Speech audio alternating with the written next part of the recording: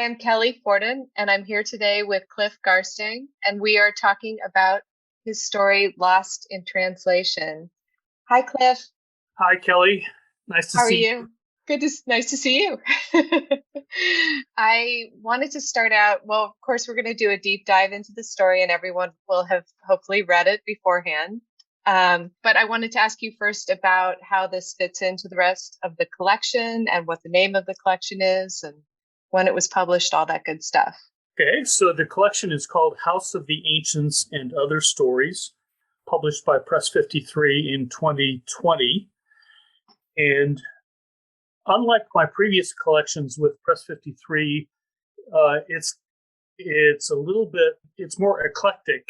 The stories are not all linked together, although it's divided into four sections, and within the four sections, the stories are linked, either by setting or by characters. And in this particular story is in a section called Oliver's Travels, which all stories featuring this character Oliver.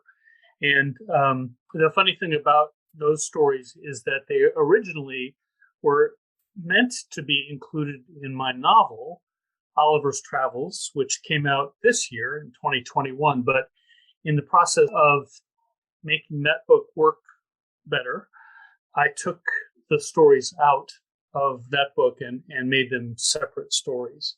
Well, and to go on a little further, the in the novel, the main character, who is the writer of these stories, now he refers to the stories, but you don't actually see the stories. So he mentions writing about Oliver in Kazakhstan, for example, but you don't actually see this story. So that's so interesting. So where does this story fall in Oliver's trajectory? Like when you've written his whole story, obviously, in the novel and in these stories. So how far along the path is this story?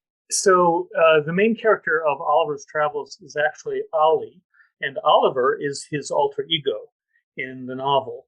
So Ollie has written stories about Oliver set all over the world, and I'd say the one in Kazakhstan is probably in the middle of his trajectory. And so now I'm just curious, and I know this is not a part of this story, but I'm just curious. So how does Oliver, the writer, or Ollie is the real guy Right, in the not, and then he's writing about Oliver. right. So how do they relate to each other? Are they the exact same person, or are they, I mean, does he see himself as exactly the same, or is he writing autofiction? What it's curious No, because it's like a story within a story within a story. right. No, it's definitely not him. So Ollie in the novel is a recent college graduate and feeling like he doesn't have any direction. He doesn't have much going for him at all, frankly. And so he has been advised that travel will open his eyes to the rest of the world and open his consciousness to the problems that he's having. And he also has a writing mentor who tells him that that will be the best way for him to have experiences that he can write it. But he's sort of stuck, and he's living in Virginia at the time and can't travel. So he has invented Oliver to travel for him. So the kinds of things that Oliver gets into are entirely in Ollie's imagination, things that he might want to experience in the future. So Oliver has a love life that Ollie does not have. Oliver gets to travel to all of these exotic places, and Ollie is stuck in Virginia. That's fascinating. I love that. So how did you come up with the idea of Oliver in the beginning? Or Ollie, both of them? Well, I had this idea originally that I would be writing a novel in Flash. And so I started writing these stories, mostly set places where I have lived and worked myself. And I'm not really sure why I picked Oliver as the name of the character, but it was very clear early on that I was thinking of Gulliver, and using Oliver as a more reasonable name for my character. And then Oliver's Travels certainly made sense, although initially it wasn't tracking the original Gulliver's Travels the way the novel currently does. But so it was really just a hodgepodge of Oliver's adventures. And I published a lot of these stories, which many of them are very short, 500 or less than 1,000 words. And they were published as flash fiction pieces. And then when I started trying to put them together as a novel, it just wasn't really working. It was just a lot of miscellaneous adventures for Oliver. And that gave me the idea of coming up with the writer of the stories, Ollie. And when I started thinking about who would be writing these stories other than me, Ollie seemed like a really intriguing young man who just needed to have this alter ego. Okay, so I will dive into this story now. So obviously you had a profession before you started writing. You were a lawyer, correct? Right. And did you travel? I'm curious about the backdrop here in Kazakhstan. Is this somewhere you traveled for work? Yeah, I did. So I was in a private law firm for many years, and then I took a break. I quit to study international development.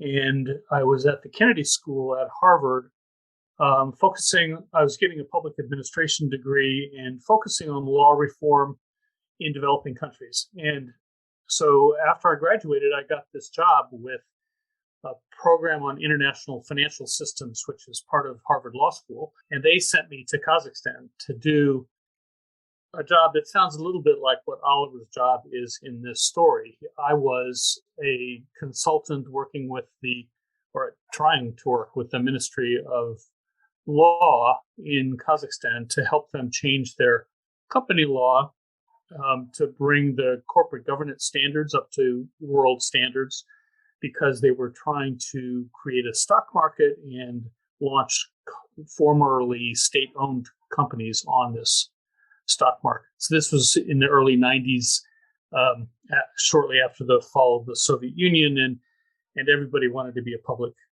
company. So that was what I was doing in Kazakhstan. I was there almost an entire year.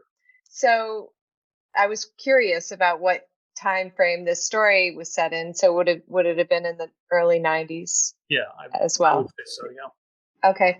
So another interesting thing was when the story begins, the first sentence is, "No one knew where Svetlana was." And that led me to believe that it was going to be a story about Svetlana, but it really goes, in a different direction from there. And I was curious about your choice to use that as the first sentence.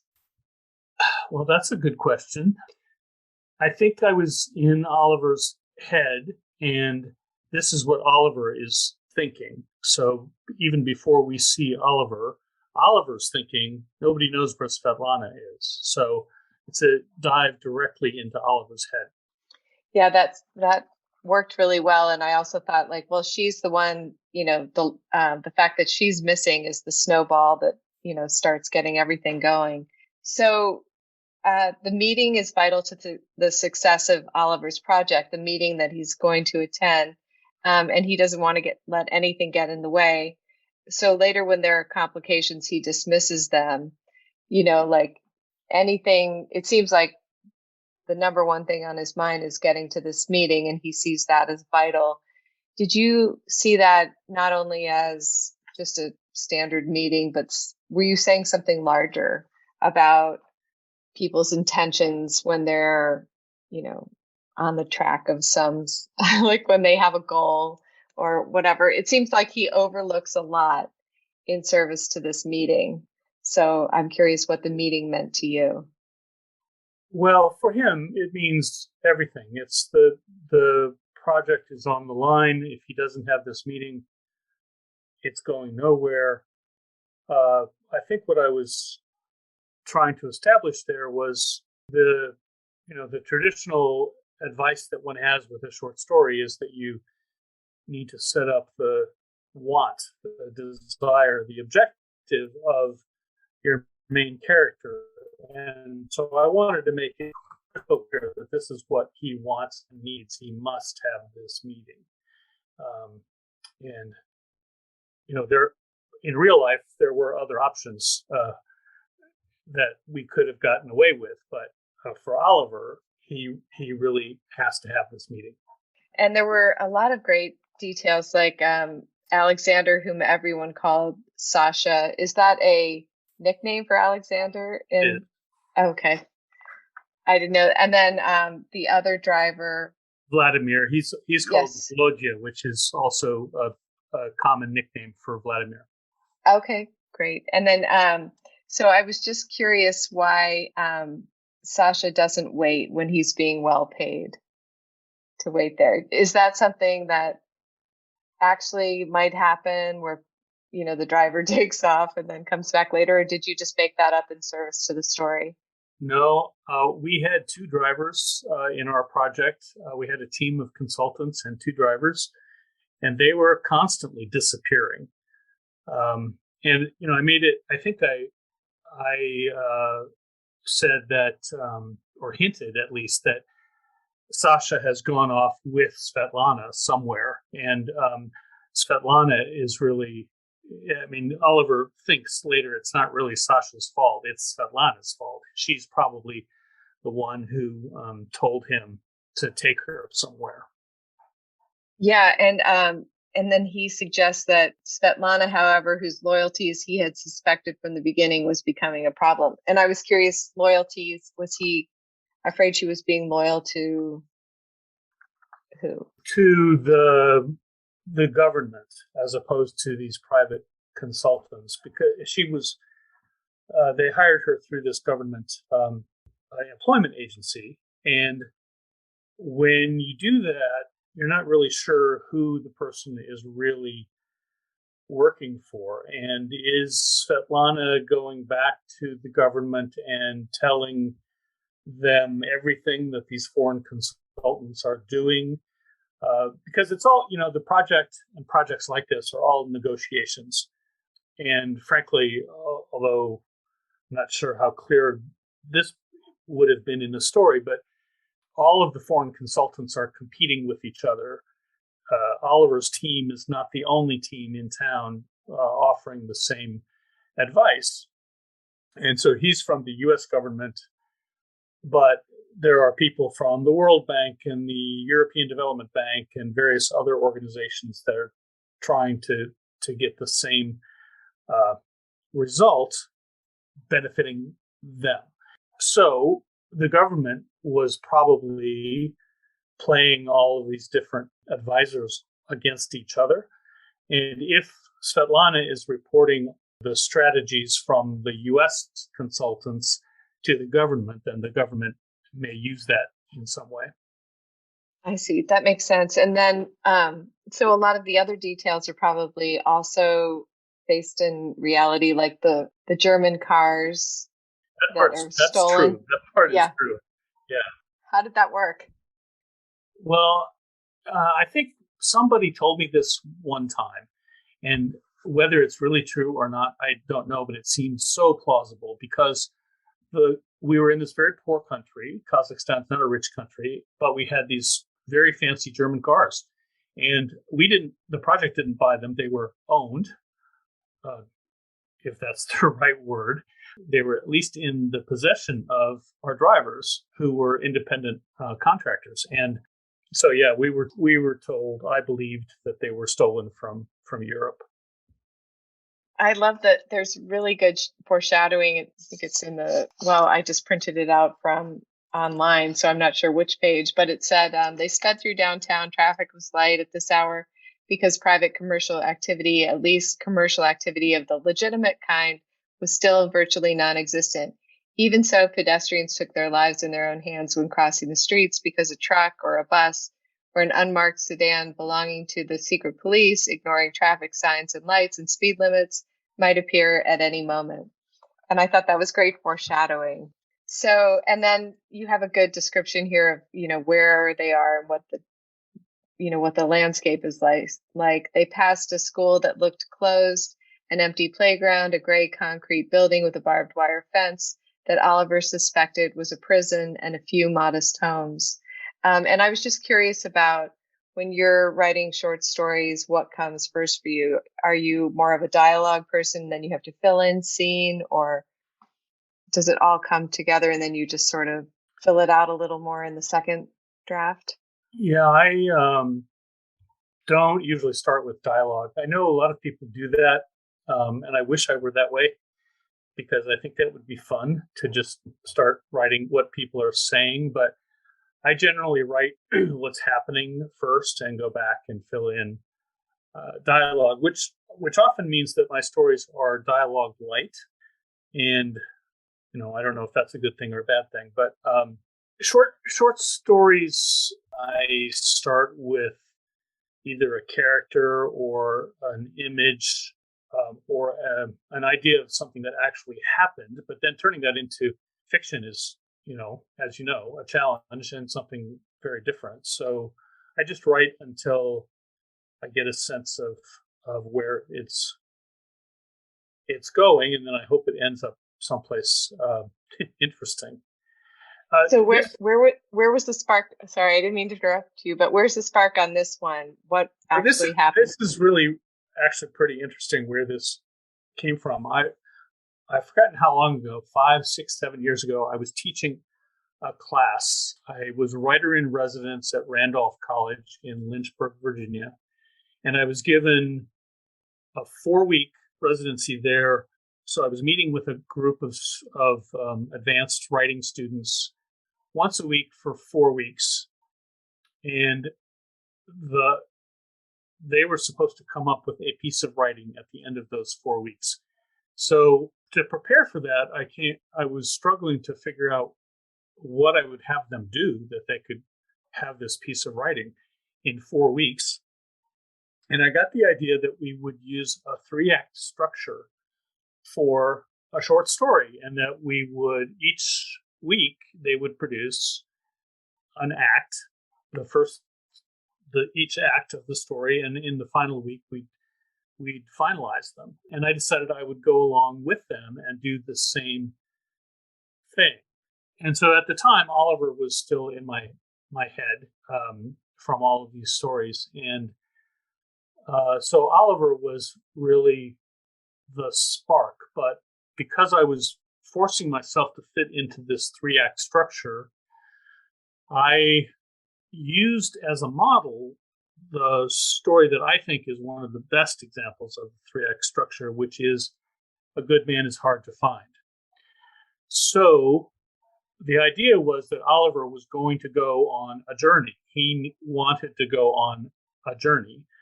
And so in some sense, that's really what the spark for the story was. I needed Oliver to be on the road. It's wild too, because in A Good Man is Hard to Find, the grandmother is so intensely devoted to her. Like, doesn't she want to get off the road to see the plantation house? The plantation, that's right. And and he's devoted to this project, and he's not going to let anything stand in his way. And he does have a few obstacles. Obviously, first his driver's missing, then Dimitri is completely trashed. So then he gets in the car anyway, and he drives through the streets, and it sounds like that would be a terrifying experience. Right. Yeah. So did you ever in real life, so then he hits the goat, but so at that point, had you been in a car accident ever in while you were there, or No. Did you have any? Okay. And I didn't drive in Kazakhstan either. One of these two drivers was always taking me around to various places, or I was walking, or maybe I took the bus. I don't know, but I did not drive myself. But it did seem a pretty frightening experience, and it seemed like nobody was obeying the traffic rules, and streets weren't marked, and people were just wandering around all over the place. So they hit the goat.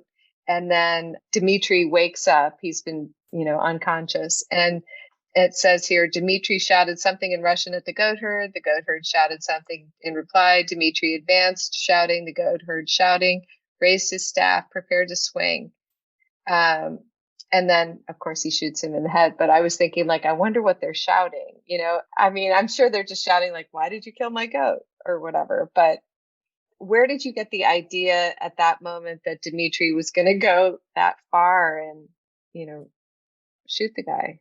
Okay, there is a source for that actually, and it's not from a good man. It's hard to find. But I was at the Sewanee Writers Conference a bunch of years ago, and I was listening to Christine Scutt give a reading.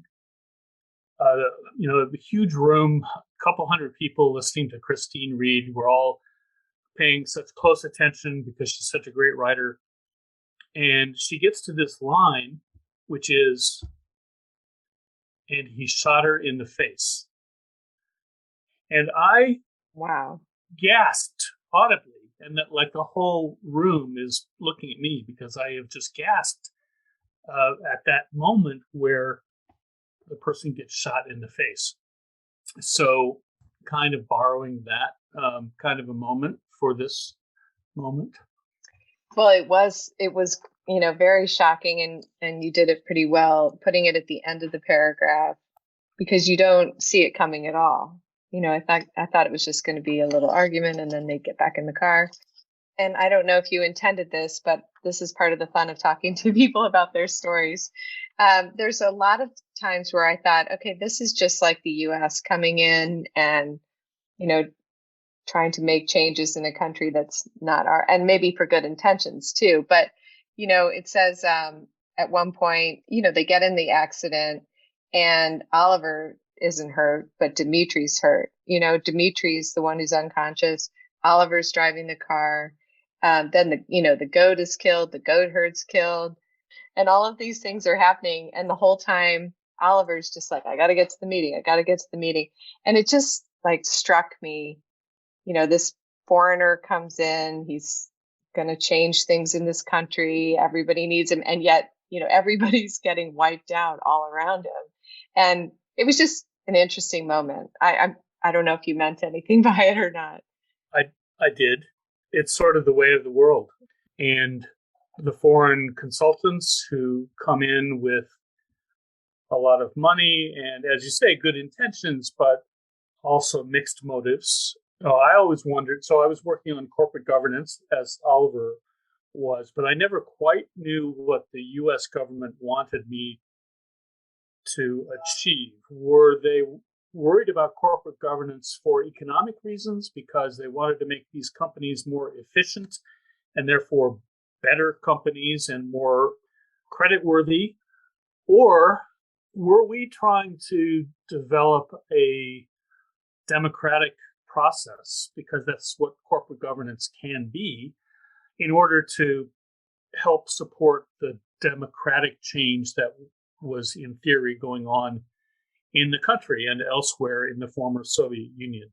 And there was really no one I could ask, what was our objective really? And all I could really do was focus on the economic aspects of to do his job, which is to help these. So it's all about money, and for most American consultants, it's all about the money. And yeah, they usually come out unscathed. It's they don't suffer the consequences.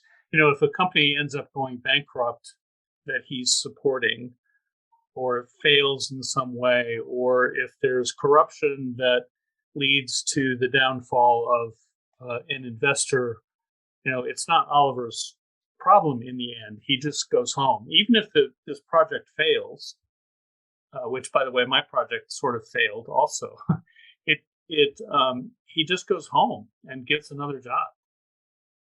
Yeah, so there's really nothing on the line for him. Yeah, except for career advancement, I guess. But right. That's it. He wants the project to succeed, but ultimately there are no long-lasting consequences. Mm-hmm.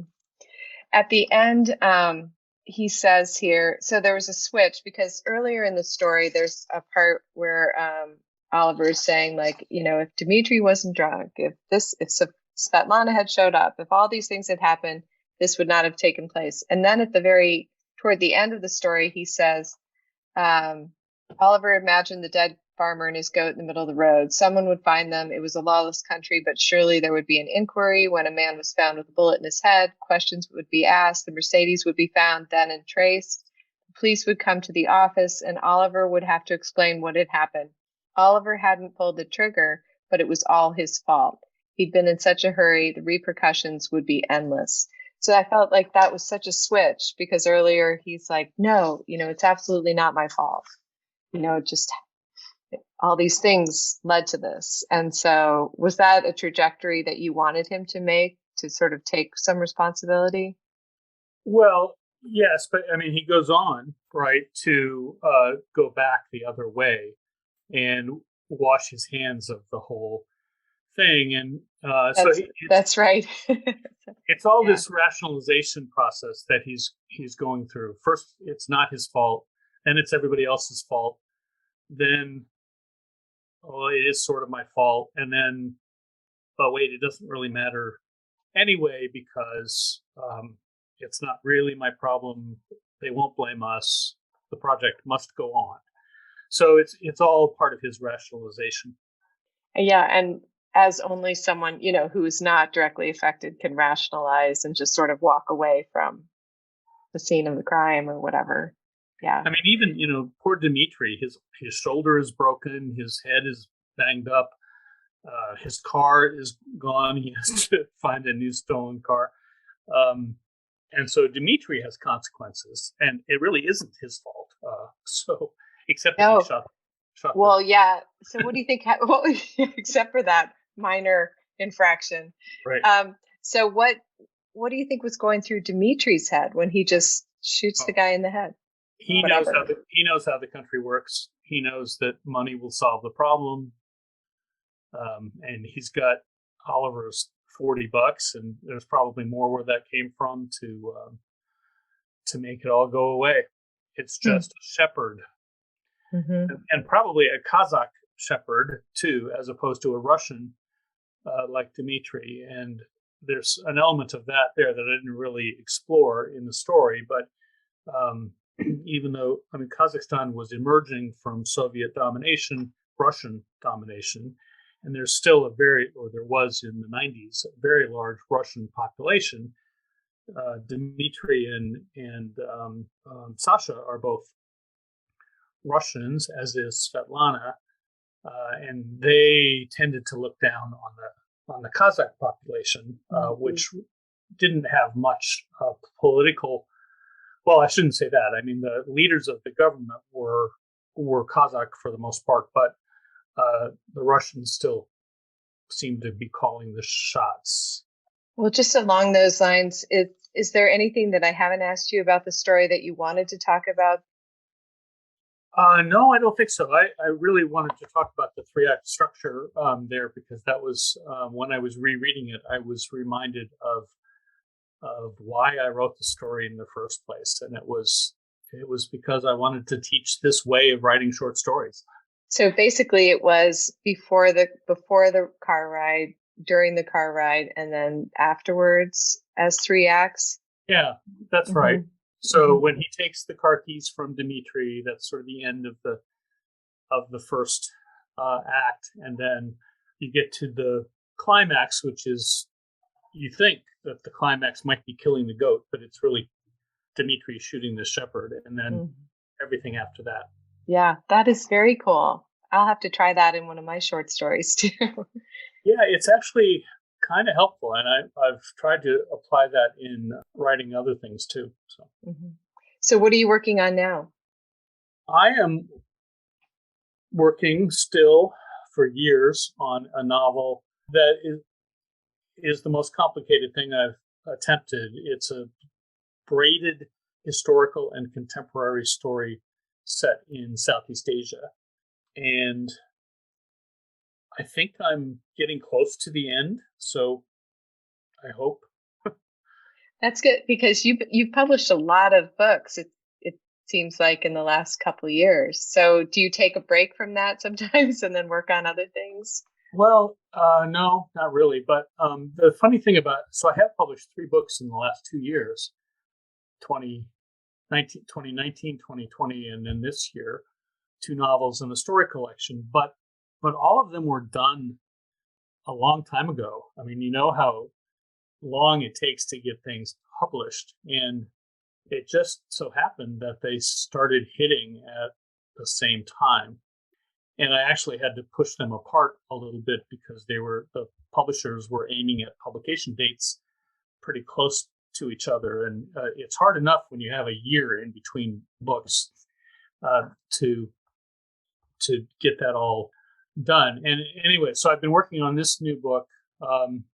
I thought it had been 2016 when I started it, but I actually found some files the other day that are dated 2013. So I must have started part of it that long ago. Yeah, that seems to be the case for a lot of people. Sometimes there's a long project that just goes on for a decade and that you just struggle with. It makes me feel better actually to hear about other people having that struggle too. Right. So, all right. Well, thank you so much. I really appreciate you being on the podcast. Well, thank you very much, Kelly. It was fun, and I look forward to listening to your other podcasts. Thank you.